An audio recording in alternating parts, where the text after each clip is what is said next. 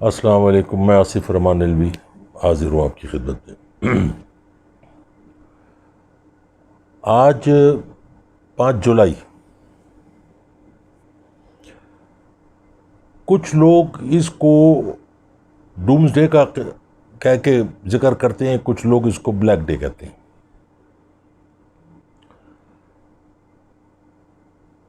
میری نظر میں یہ دن پاکستان کی تاریخ کا خوبصورت ترین دن ہے۔ یہ نہیں کہ میں ماشاء اللہ کے حق میں ہوں، لیکن جنرل ضیاء الحق نے جو کام کیا، بہت سارے اختلافات ہونے کے باوجود اس کی ساری غلطیاں، سارے گناہ اس کے اس کام سے دھل جاتے ہیں۔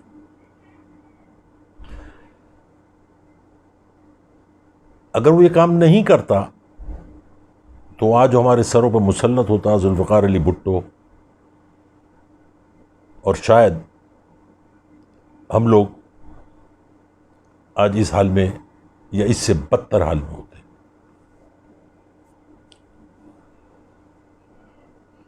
نہ یہ ڈومز ڈے ہے، نہ یہ بلیک ڈے ہے، یہ سنہری دن کے طور پہ یاد رکھنا چاہیے۔ بلکہ میں تمام بچوں سے سب سے گزارش کروں گا کہ اس دن کو اپنے گھر میں سیلیبریٹ کیا کریں، کہ آپ کی جان ایک ایسے انسان سے، انسان تو نہیں کہوں گا، ایک ایسے درندے سے چھڑائی،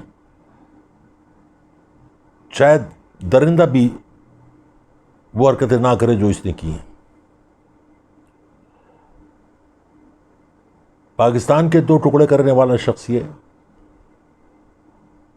کاروبار کو تباہ کرنے والا شخص یہ، تعلیمی اداروں کو تباہ کرنے والا شخص یہ، سرکاری اداروں کو مفلوج کرنے والا، برباد کرنے والا یہ شخص،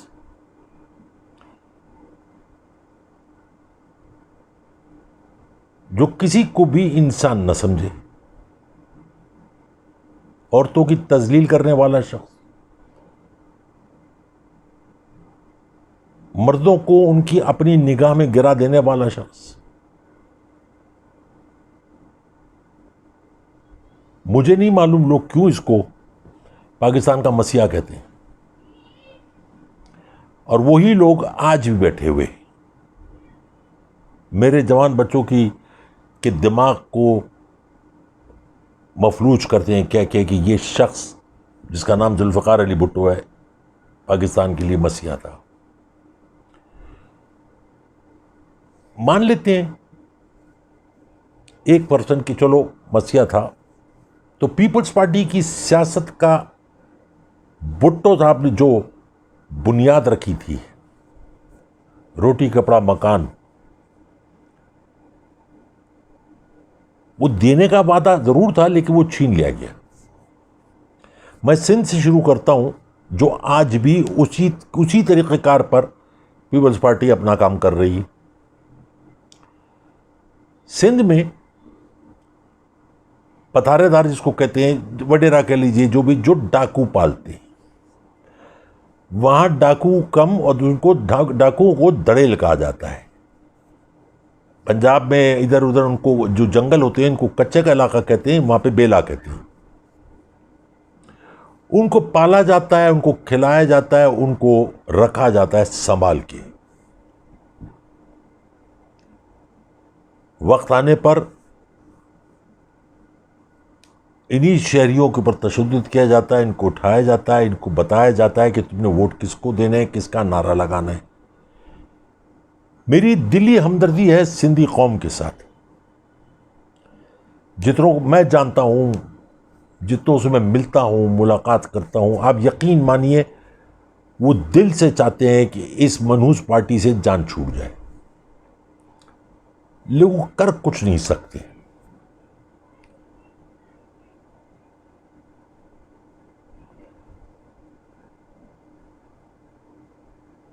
اس کی بیسک وجہ ان کا ہاتھ پکڑنے والا، ان کو لے کے چلنے والا، ان کو سہارا دینے والا کوئی نہیں ہے۔ پی ٹی آئی کو موقع ملا تھا، لیکن افسوس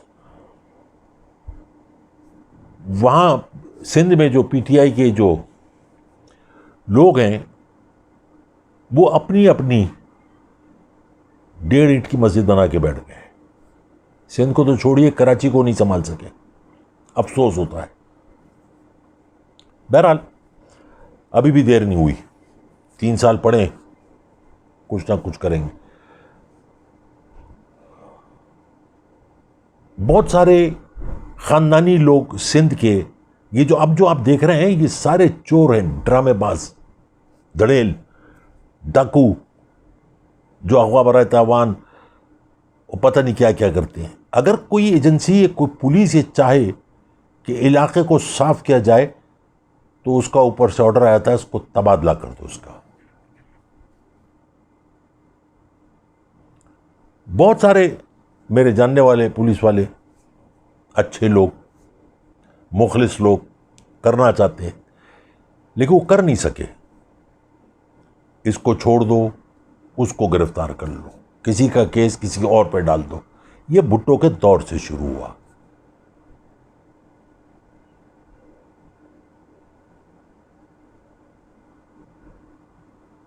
لوگوں کو نہیں معلوم تھا کہ ظلم کیا ہوتا ہے. 47 میں پاکستان بنا، لوگ مارے گئے، شہید ہوئے، جائیدادیں چھوڑ کے آ گئے. کوئی دکھ نہیں تھا لوگوں کہ ہم آزاد ملک میں آ گئے. لیکن بھٹو کے بعد سندھ کو احساس ہوا کہ ہم اور عذاب میں آ گئے.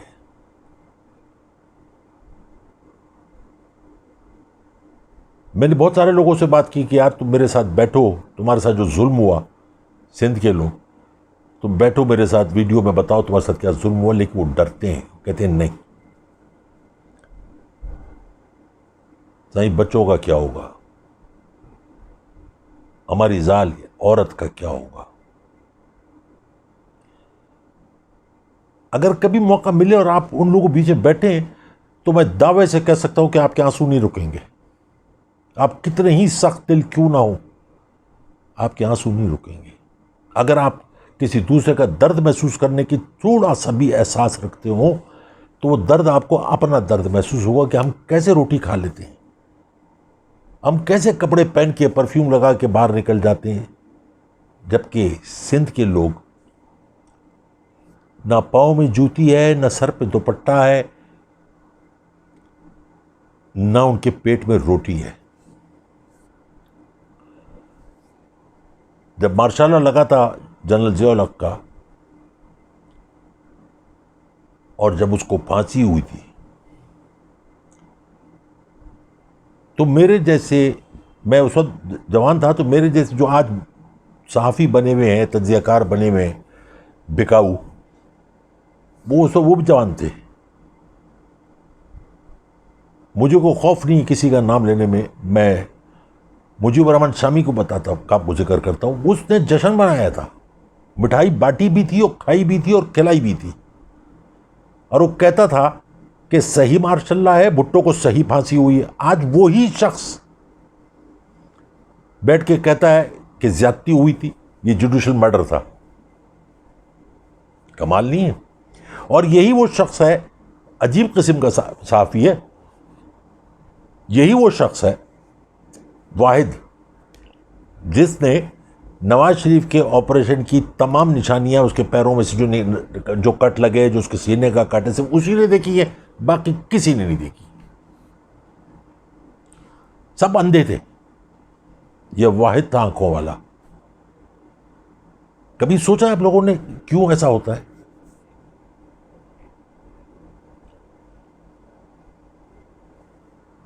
صحافی اگر کسی کے جلسے کے باہر بیٹھ کے رپورٹنگ کرے تو وہ صحافی ہوتا ہے. اگر صحافی جلسے میں بیٹھ کے ڈائس کے پاس اسٹیج کے اوپر بیٹھ کے، تو وہ پارٹی بن جاتا ہے، چاہے کسی بھی پارٹی کا ہو.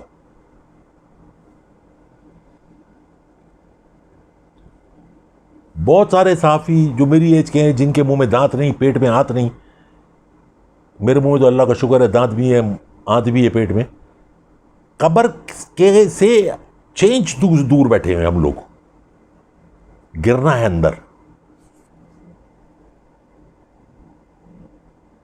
مگر کوئی یہ نہیں کہتا کہ بھٹو نے کیا کیا.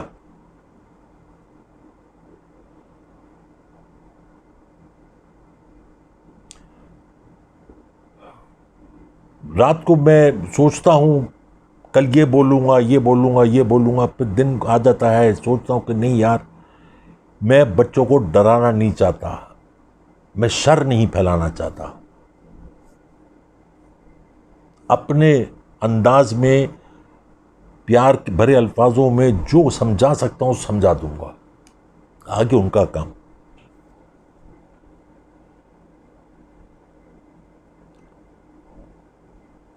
بھٹو کے دور سے پہلے ہمیں نفرت کا احساس بھی نہیں ہوتا تھا کہ نفرت کیا چیز ہے.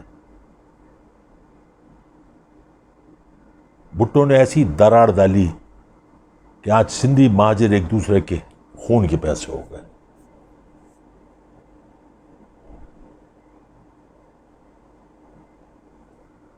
پہلے سندھ جایا کرتے تھے کوئی خوف نہیں ہوتا تھا،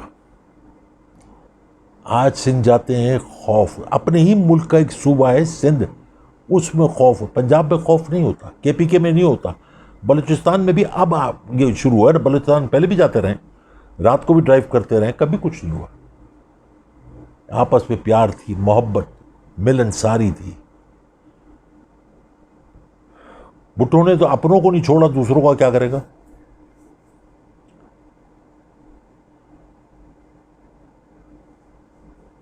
ہم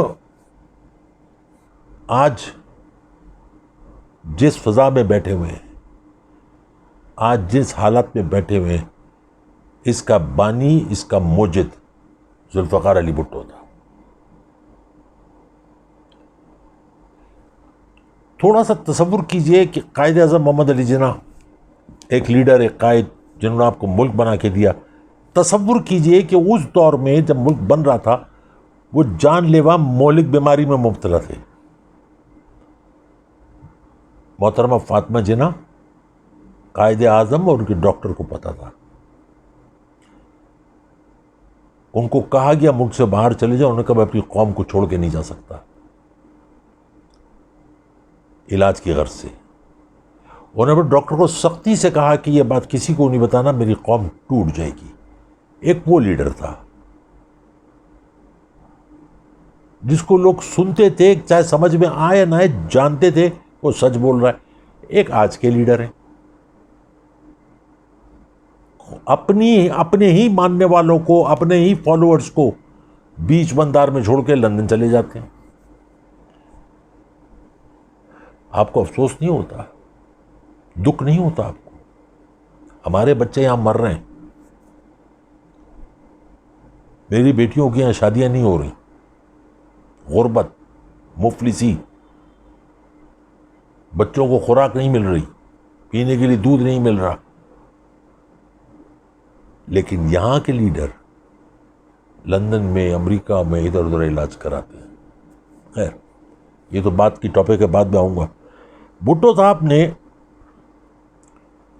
سندھ میں ڈاکوں کا جو ایک انٹروڈکشن کرائی، تعارف کرایا، وہ صرف اسی لیے تھا کہ مخالفوں کو اور ان لوگوں کو جو ان کی بات نہ مانے ان کو سزا دی جائے. کتنے سارے ڈاکو ہیں جن کے نام میں گنا سکتا ہوں.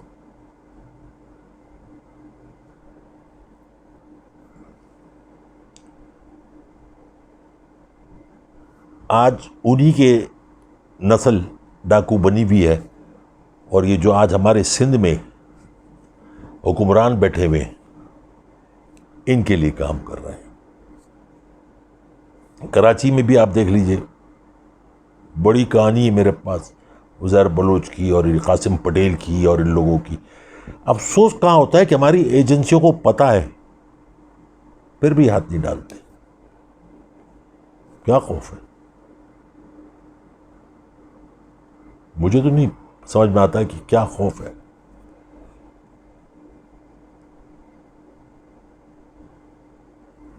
میرے والد صاحب کے دوست تھے خالد اسحاق صاحب، بہت بڑے وکیل تھے، اور AK بروئی. یہ وہ وکیل تھے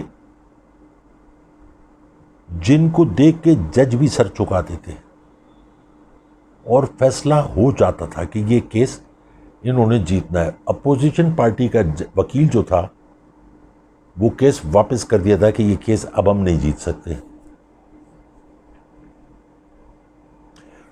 بھٹو کے دور سے کرپشن ڈالی گئی وکالت میں بھی.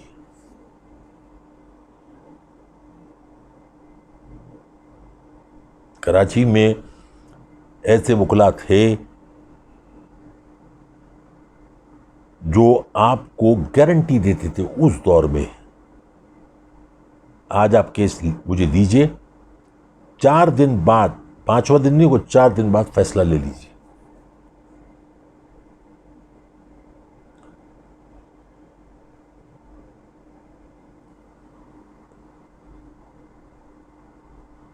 بھٹو کی نظر میں کوئی اچھی جگہ، کوئی زمین، کوئی بھی ہو، وہ آ جائے. لوگ کہتے ہیں نا بھٹو کرپٹ نہیں تھا، بالکل نہیں تھا.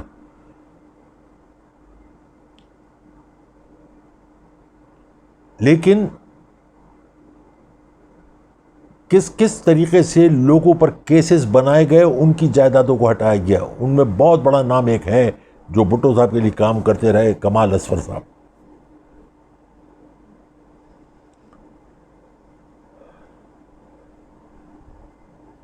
عبدالحفیظ پیرزادہ سے میری ذاتی مراسم تھے. میں جانتا ہوں کہ کچھ غلطیاں ان سے بھی ہوئیں جو خوف میں کی ہیں، انہوں نے کسی مجبوری کے تحت کی بھٹو صاحب کے ساتھ مل کے.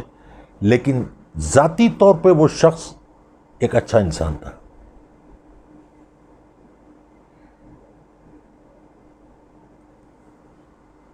5 جولائی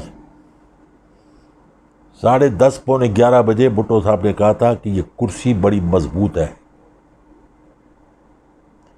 اور 1:30 بجے وہ کرسی کے چاروں پائے ٹوٹ چکے تھے. آج میں بچوں کو یہی بات سمجھانا چاہتا ہوں.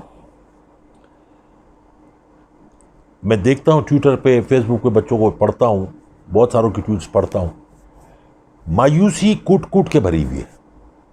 نہیں میرے بچوں، مایوس رہو گے تو ایسی ہی زندگی گزارو گے، غلامی کی، مفلسی کی، خوف کی. آج میں نے ایک ٹویٹ پڑھی، اس میں لکھا تھا کہ اگر یہ آدمی آ بھی گیا کام کرنے کے لیے تو اس کو کام کرنے کون دے گا؟ ہمیشہ آسمان کی طرف دیکھو، اتنا بڑا آسمان بغیر کسی بمبو کے کھڑا ہوا ہے. تو اس کے لیے کن کہنا کوئی مشکل نہیں. تمہارا حوصلہ اگر ختم ہو گیا، اس کو اٹھانا مشکل ہے.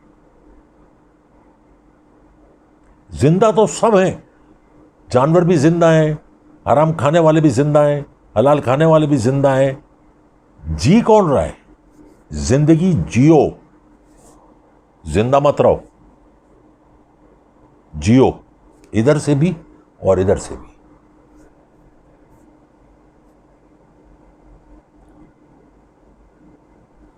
میں جب اسکول میں تھا میں نے دیکھا کہ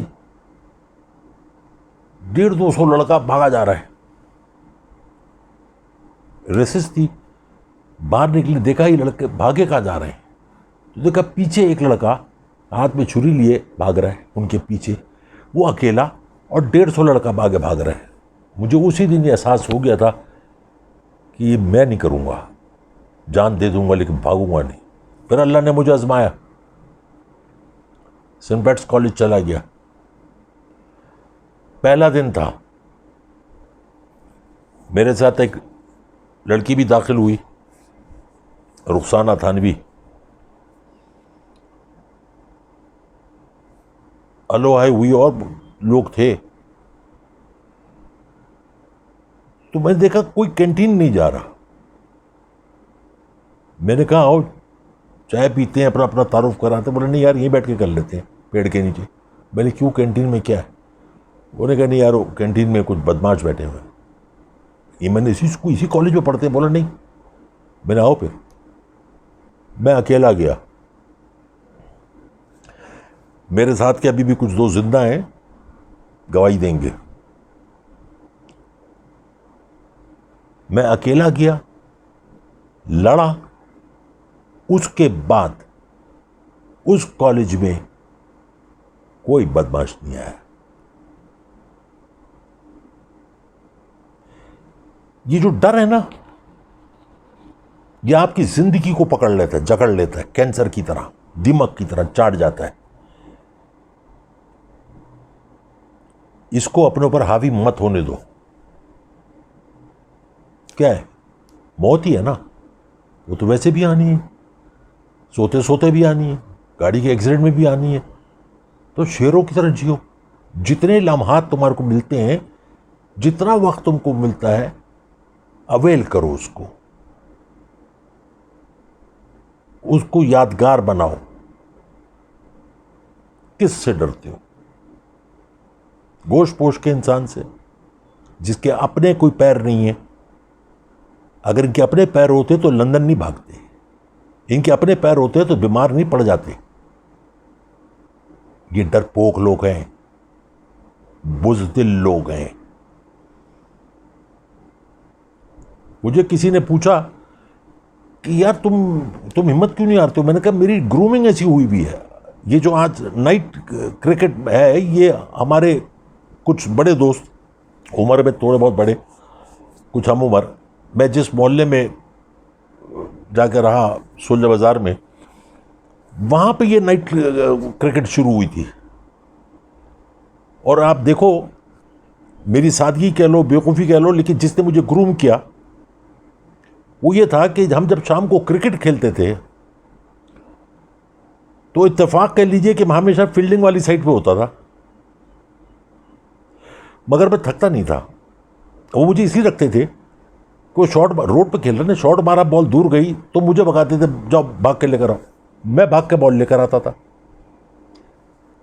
میری بیٹنگ آنے سے پہلے مغرب ہو جاتی تھی کہ چلو بیٹا کل کھیلیں گے انشاءاللہ. دوسرے دن میں پھر وہ اس ٹیم میں ہوتا تھا جو فیلڈنگ کر رہی ہے، اور میں اسی طرح بال بھاگ بھاگ کے اٹھا کے میں آج اس عمر میں پہنچ گیا. لیکن وہ اچھے لوگ تھے، وہ پیار کرنے والے لوگ تھے، محبت کرنے والے لوگ تھے. آج بھی اس عمر میں بھی سینے سے لگاتے ہیں، آج بھی عزت کرتے ہیں، پرانی باتوں کو کر کے ہنستے ہیں. تو میرے بچوں، بھٹو نے جو کیا وہ اپنے انجام کو پہنچا. دیکھ لو، اتنی طاقتور ہونے باوجود سولی پہ لٹکایا گیا، جہنم واصل کیا گیا، تخت دار پہ ٹکرایا گیا. یہ اس کو شہید کہتے ہیں، آفرین ہے. اور ملا بھی کہتے ہیں، مفتی بھی کہتے ہیں، فتوے بھی دیتے ہیں. روز محشر میں کیا بتائیں گے یہ؟ میرے بچوں، اپنے آپ کو یکجا کر لو، سمیٹ لو اپنی طاقت کو. ایک بات، دوسری بات میں آج پھر ایک نصیحت کر رہا ہوں، درگزر بھی کرو. تم چھوٹے نہیں ہو جاؤ گے کسی کو معاف کرنے سے. اس لیے کرو کہ پتہ نہیں کل تم کو معاف کرنے کا موقع ملے، یا تم کو معافی مانگنے کا موقع ملے یا نہ ملے. اسی چھوٹی چھوٹی باتوں کو دل میں گھر مت بناؤ. یہ دل سے دماغ میں چڑھ جاتی ہے، اور جو چیز دماغ میں چڑھ جائے وہ صرف اور صرف طوفان لاتی ہے.